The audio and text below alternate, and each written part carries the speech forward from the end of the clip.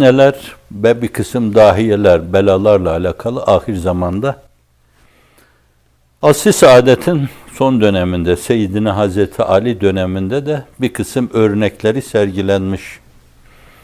Ama Hazreti Pir'in ifade ettiği gibi onlar Hazreti Ali'ye çarpmış, kısmen kırılmış.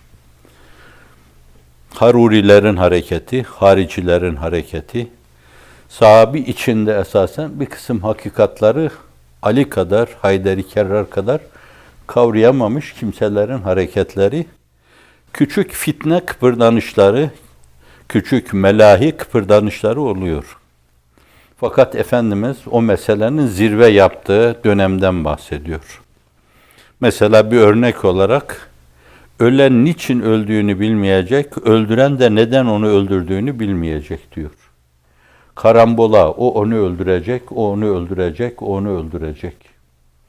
Günümüzde baş kaldırmış, kamunun baş kaldırma felsefesinin çağımızdaki temsilcileri, bütün değerlere baş kaldır, bütün değerleri yerle bir et.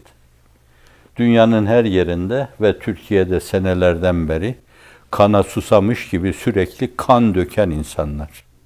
Ve tabii bunun karşısında da bu korkunç probleme karşı yapılması gerekli olan şeyleri yapamayacak kadar basit dimağlar, diplomasi bilmeyen insanlar, probleme çare üretemeyen insanlar, bu korkunç hastalığa reçete sunamayan serkarlar, pişuva görünenler, piştar görünen, bir yönüyle köy koruculuğu bile yapamayan insanlar.